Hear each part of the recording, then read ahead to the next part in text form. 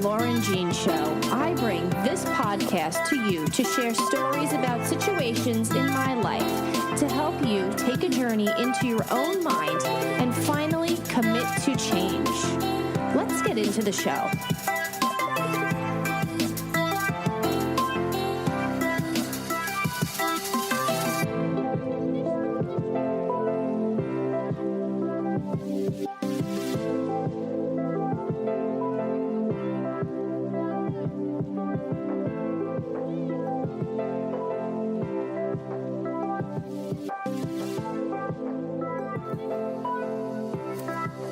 Hello, everyone. Welcome back to another episode of the podcast.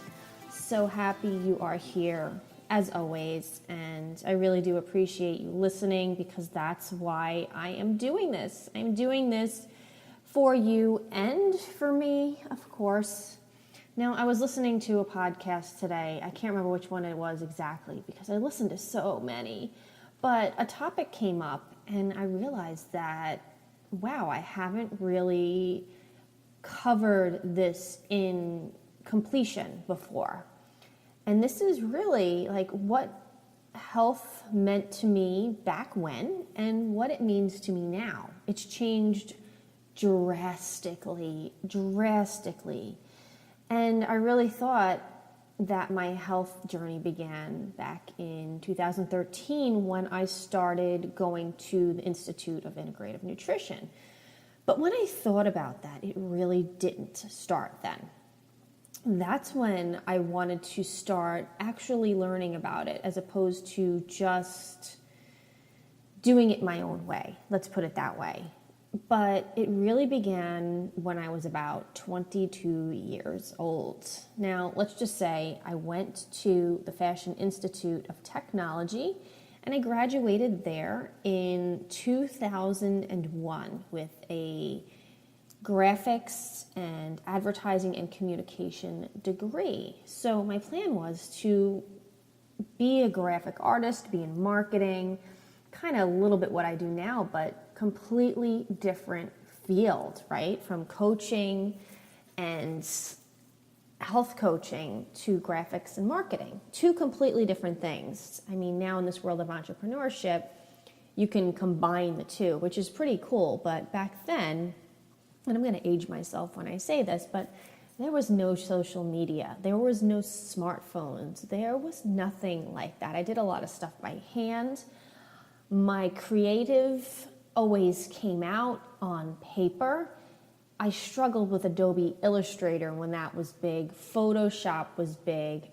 Those were new. Those were new on the scene. This is back when Napster got sued and then everyone went over to LimeWire. I don't know if you remember that, but yeah, that was back in the early 2000s.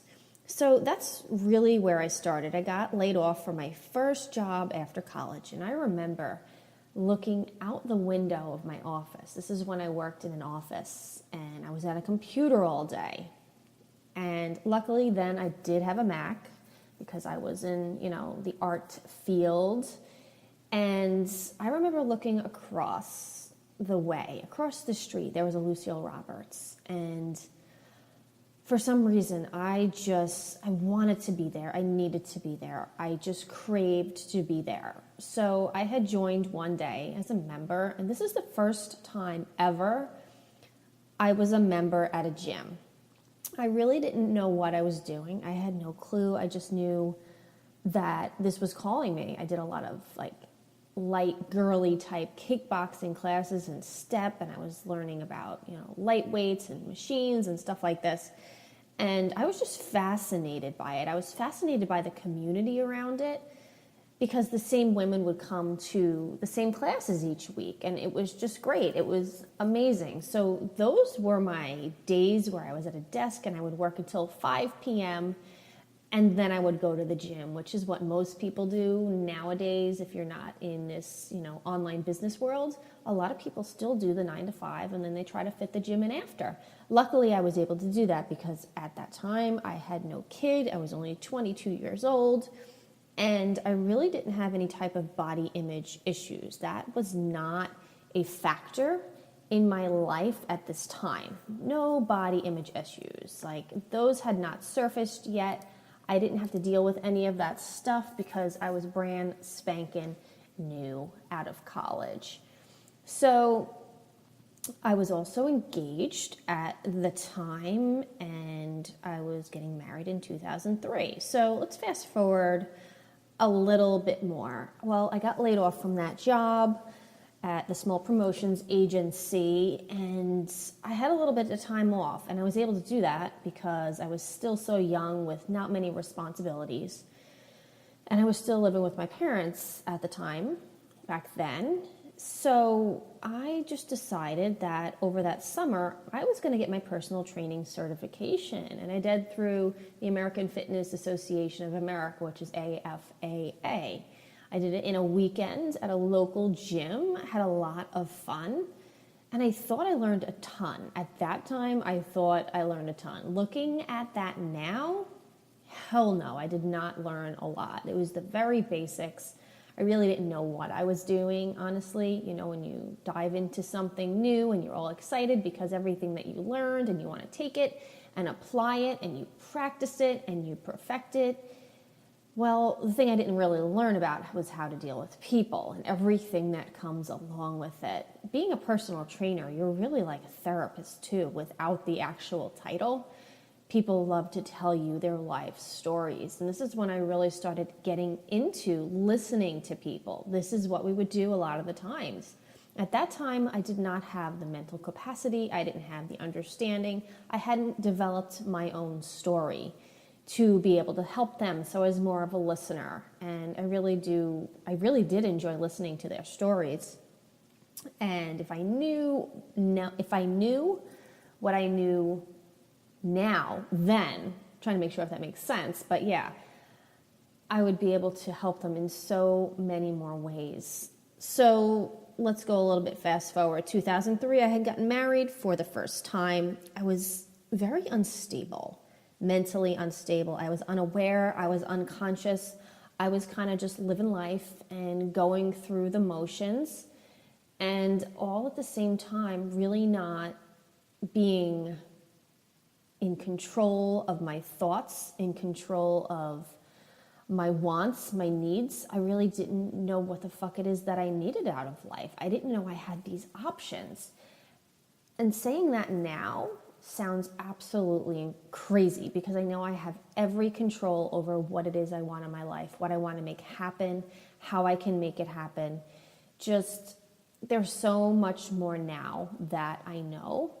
And if I could go back and tell that 22-something-year-old girl that it's going to be okay, that you're going to get through this, even though you don't know what the heck is going on, because I actually didn't know my deep-rooted issues till about, I'm going to say 4 years ago, not even 4 years ago. It was probably like 2 years ago, back in 2015. And I will get to that. But I just want to say that in between the years probably 2003 and 2013, so that's like 10 years of going through fitness routine after fitness routine and eating right and trying to eat perfect and trying to do all of these things without the actual knowledge, without knowing that this mind-body connection. I didn't know anything about digestion. I knew nothing about any type of science because I had absolutely no interest whatsoever. My first introduction to nutrition was working in a gym and seeing a lot of bodybuilders. They were eating sweet potatoes and chicken, and they were taking these enhancements and steroids and all of this stuff. This was my first introduction to, quote unquote, eating healthy, which now I look at and that's a bunch of bullshit. I just can't even believe that stuff is still out there. And hell, if it works for you, great. But this is not something that everyone should follow. There is no one set way to eat for anyone. So let me just get that straight. I'm not talking about nutrition here. I'm just saying that there is no one set way. But being that young, impressionable mind, I wanted to be like everyone else because that's what we crave. We crave connection. Like I said, looking out of that office building over Lucille Roberts and then finally getting in there, I wanted to be with the community, with a bunch of women who are doing the same thing and having a lot of fun while doing it. People were there for stress relief and mostly because it's women, weight loss. I did not have any weight loss concerns until after I had my daughter. Now, concerns, right? But it was always in my head because these social norms that are put out there from when you're very young about, what a young woman should look like, what she should do, what she should wear, what she should eat, all of these things that are placed upon us that we don't even realize through the media. I mean, luckily back then there was no social media, but we still had magazines, we had newspaper, we had TVs, we had the word of mouth from friends. We had when you walked into a gym and you saw what people are doing. So when I first got that first personal training job, I was in a gym and my boss was a woman and she was a bodybuilder. So I really started doing workouts just like her because I wanted to learn, right? She was a professional, or so we thought. Whole other story with her, but I'm not going to get into that. But I continued down this road of busting my ass to the point where my joints were hurting because I wasn't eating properly. I still knew nothing about nutrition. I never studied it up until 4 years ago. Was it 4 years ago? 13. Yeah, about 4 years ago. So I was eating all of the stuff that I was seeing around me. I was taking in everything. I was working my ass off. I was working out way too much. It became an obsession. It really did become an obsession. Not to the point where it was an eating disorder or it was any type of problem. I was having a lot of fun. I did get down to about 112 pounds, which now looking at that probably was an issue, but I wasn't starving myself. I wasn't doing anything like that. I was still eating. I was working out way too much. That was my issue. And then when I had gotten pregnant in 2007, that's where I really started to change mentally and physically, even emotionally. After I gave birth to my daughter, I had a lot of weight that I wanted to lose. I had gained about 69 pounds with her, the most I had ever weighed in my entire life. I had issues. I really did. I was a young woman who had her first child, who was then worried about how she was going to lose the weight. So this is where these crazy diets started, these crazy detoxes started. That's what I call them. I call them detoxing or cleansing. I didn't call them a diet because I was still not one to really follow trends. I wanted to belong, but I wasn't really trendy type. I didn't follow the crowd in that way. I wanted to be a part of things, yes, of course, but I wasn't really following certain diets. At that time, I remember Atkins was big, South Beach was big. I don't remember other ones, but those are two examples. So I did vegan.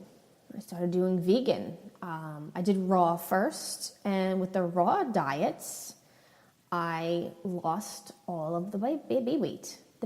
So that made me feel really good. I wasn't as strong as I used to be, though. I now had a young child that I had to look after. At the same time, I was working a 50-hour-a-week job that I loved. But within the time of 2008 to 2010, my marriage started to fall apart. We had issues. We had a lot of issues. And my emotional capacity for keeping me going through my workouts, through my eating, through all of these diet cleanses, detoxes type things, I wasn't able to keep up with it. And the dieting got worse and the workouts got a little bit less, and then they would go up and they would go down and they would go up. They would go down and go up. So they fluctuated quite a bit because my emotions were so out of whack that along with that, along with my workouts, they were out of whack. They were completely screwed up. Nothing was consistent. And I just became a lot harder on myself with dieting. And really that was my world from about 2010 to about 2015, the summer of 2015. So now in between all of that, I had a mental breakdown and I really started to think about myself as a person. 2011 is when me and my husband were officially apart. In that January, we're officially done. And I tried to get out there more. I tried to date. I didn't really want to. So this is where I started to push myself in ways that didn't feel good, as well as with dieting still. I was not comfortable with anything, but I didn't know that there was an emotional component at that time. I really could not understand that, and I wasn't trying to. I'm trying to keep on track here, but there's so many little pieces that bring this all together. So between that mental breakdown that I actually had while I was at work, I had a lot to think about. I really wasn't taking care of myself the way I should. I had put my daughter first in every situation. She was still really little, and she was a happy kid. Her father and I got along really well, like we still do, but I still had that heavy guilt that my daughter does not have what she needs. But she did. She had everything of what she needed. She was a happy, happy little girl. So that's the year that I really started looking into taking care of myself. And it kept falling back, and it went forward, and it went back, and it went forward, and it went back. And up until the day when she went into kindergarten for the first time, I didn't know what to do with myself because I realized all of my focus was on her. I gave myself nothing at all. I didn't go out and date. I didn't go out with friends. I did not take care of myself the way I should. I wasn't eating properly. I wasn't working out consistently. All of those components just increased my stress level. I was crying a lot. I wasn't happy at work, at a job that I had once loved. And things just came to a head where I couldn't deal with it anymore. And when I dropped her off at the bus, that one day, I came home and I was medicating myself with Facebook because I needed something to do. I didn't know what to do with myself. So that's when I found the Institute of Integrative Nutrition. And I took and I ran with that. And I had my first health coaching client in 2014 before I graduated. I was so not ready for that. I had no idea what the hell I was doing, but I knew that I had a passion for fitness. I had a passion for nutrition. I had a passion for helping people. I always have. I've always been a leader in my entire life. I've always strived to be better and to help people. And I've always had that entrepreneurial spirit. I've always wanted to be on my own because I'm very much an introvert. You wouldn't be able to tell from this podcast and me sharing everything, but I wanted to help my client so badly, but I didn't have the tools that I needed at that time to help this person. So, going along, trying to make this health coaching thing work when I actually did not know what the hell to do, how to make myself better.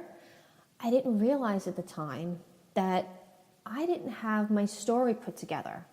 If you don't have something to share with people, why you are where you are at that moment, you have nothing to relate to.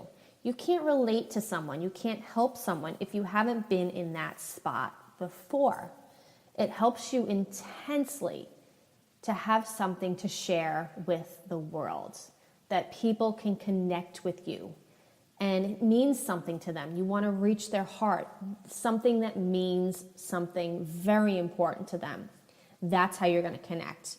I didn't have that. So for the longest time, I was not succeeding with my coaching. I just wasn't, and I couldn't figure out why this wasn't working. I didn't get it. I did not get it. So I just continued down the road, trying and trying and trying and pushing and just stressing myself out to the point where I was on the computer all of the time trying to figure out what to work. I was getting program after free PDF from some person, from another PDF from someone else, and an opt-in here and an opt-in there. It was just extreme stress. I didn't know what to do. And I knew for the longest time that I wanted to start a podcast. Well, I shouldn't say for the longest time. It really wasn't. I thought about it I think it was February of 2015. By March of 2015, I had my podcast up and running. So it's been going for well over 2 years now, and it's changed with me each time I've changed because I've allowed that, I've accepted it, and I've let you guys know each time something different is going to happen. So let's just say 2015, my podcast is born. And it was at the time MamaCast, and I just kind of rolled with that because I still wasn't sure where I was in life, still frustrated, but I knew I needed to do something because I wanted to. I had this passion to share and this passion to learn, and I wanted to connect with other people who kind of had the same feelings. And at that time, I called it MamaCast because I was a mom who took care of, everyone else, my daughter, except myself. And I wanted moms out there to realize that they were in fact people too who needed to take care of themselves. So that's where it had really started, and I was still not on that path of actual self-development. I was still trying to help others, where now I do a lot of these podcasts because I want to learn things. I want to increase my knowledge for myself first so that I can then help you. And that has worked out beautifully because I've learned so many things from so many other experts. So the podcast started in March, and it was about July of that same year where I heard a podcast from someone, and that was Maddie Moon, Mind, Body, Musings podcast, that really struck me. And it changed my life. It really did change my life. I have to say that. Her podcast, she was talking about her eating disorder and how it affected her life and exactly what it was. And I heard the term orthorexia, and I'm like, what the heck is that? I got really interested because what she was talking about sounded exactly what I was doing in my own way, where she was more into fitness competitions. I was doing it in a different way. And what orthorexia is, you're constantly striving to eat perfect to prevent any possible diseases in the future. You want to eat perfect where it interrupts your day, your life. You can't go out at night. Restaurants stress you out because you don't know what's on the menu. You want to plan every single meal out. I was obsessed with food shopping, which I still do love to do that, but it's very different now. So that's where I realized what I was doing. I had this perfectionist mindset that developed over the years, and it got stronger and stronger and stronger. And it peaked after my divorce, the second divorce. It really peaked after that. And when I realized what was happening, I was actually going through Beachbody's program PIO. I had the calendar up on the wall. I had all the food in the fridge. I was actually going pretty strong. But when I heard this podcast, and I listened to it a couple times, I had to just stop. I had to stop cold turkey because that's how I am. I'm cold turkey. I'm either all in or I'm all out. I'm not the kind of person who can wean off of something or just have a little. I can now, but I wasn't able to do that then. That was not my personality. I couldn't do it then. I was not mentally, emotionally, physically ready to do something like that. So that's where I really had to stop. I stopped paying attention to what I was eating. This is true. I stopped paying attention to what I was eating. I stopped working out completely for the first time. I just had to stop. And I was kind of lost. But I took that summer to really not pay attention to a whole lot of things. I just wanted to live. I stopped trying to make a business work. I stopped trying to do everything. I just couldn't handle the stresses that were surrounding me. So I had to stop and take some time for myself to just realize where I was. I started writing more. I started to be more in my mind and listening to my thoughts. That's where I started really listening to my thoughts and where my energy was going. I still had no idea about any kind of brain science or anything mind-body connection. I wasn't there yet. But I knew there was something more out there that I was missing because the dieting was not working in the right way that I wanted it to. It was too much up and down, too much perfectionism, and it was a whole lot of stress, way too much stress. So I'm going through this whole year and I'm wondering, I'm like, there's got to be more out there. There has to be more out there. I just got so deep into self-development in all areas of health and life, and I loved it. I absolutely loved it. And that's where I started bringing on more people onto the podcast in all different areas of life. I mean, I did a whole great month in February of 2016 where it was all about sexuality. It was a total, so much fun. I can't even tell you, but there were lots of different shows in different areas of life. So that's where I started to open up and learn about the different areas of life and how they affect your overall health, right? Because everything is connected. It's not just food. It's not just fitness. I was missing the emotional and mental connection part of that. So I'm now at a point in my life where I'm bringing that all together. I'm finally back into fitness. Not like I used to be, but I do enjoy heavy workouts. I enjoy running, yoga every once in a while, but really lately back into some heavy kickboxing with an actual bag. That is awesome. I do that like 3 times a week now. The food I pay attention to, but I'm not super strict. If I want to go out and have a drink, I'm going to have a drink. If I want to have a cupcake, I'm going to have a cupcake. But I listen to my body and I think, do I really want that? Yes, I do. Okay, why do I want it? Is it for comfort? Is it for nutrition? What is the reason? I really try to think about this. I don't do it all the time. Of course not. I'm just not constantly like that. But I pay attention to this stuff so much more. And I think about when I was back at that gym for the first time and I was watching everyone eat sweet potatoes and chicken and how restrictive that was. How much fun, how could that taste good all of the time?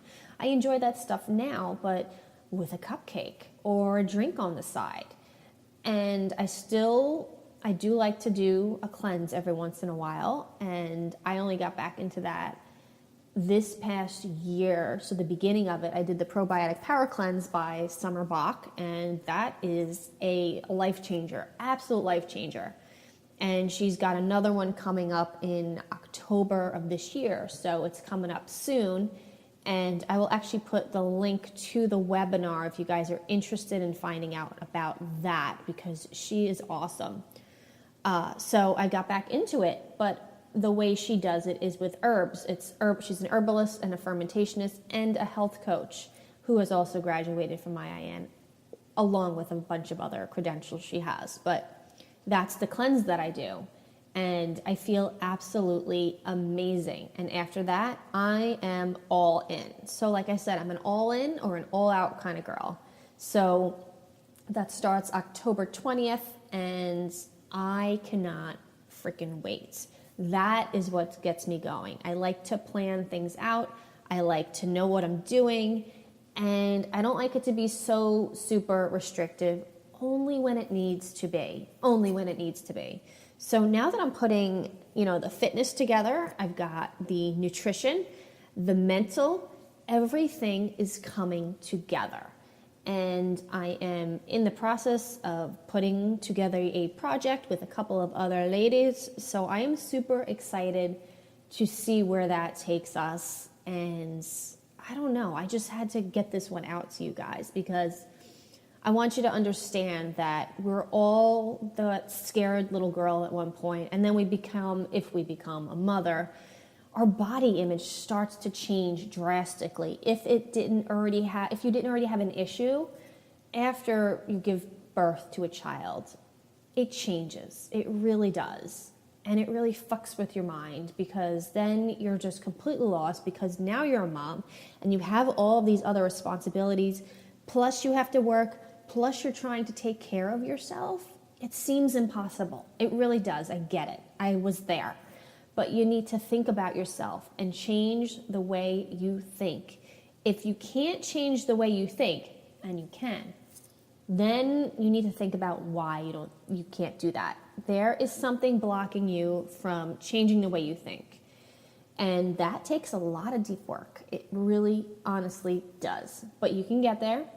I've been there, done that, and now I'm trying to help other people understand that transition in life, many, many, many transitions in life to get me where I am today. And as I approach the age of 40, which is in about another year and a half, oh my goodness, I can't wait. I am excited for 40 because I know I'm going to have a whole other set of challenges, but I am going to be so much more well-educated on so many other topics. And I'm excited to help other people get to where I am. But I'm hoping it could start from a younger age this time. I went through this myself, which I have absolutely no regrets for.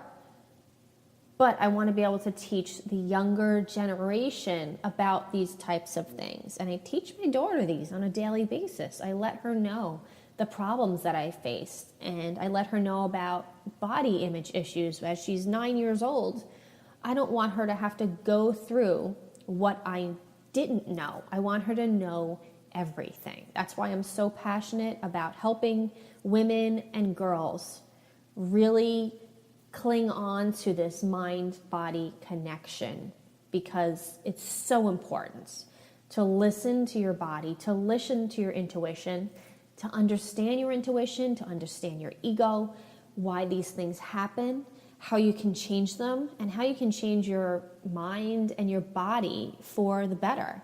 Let go of perfectionism, go with the flow, enjoy life, have fun, eat cupcakes, drink beer, whatever makes you happy, just fucking do it.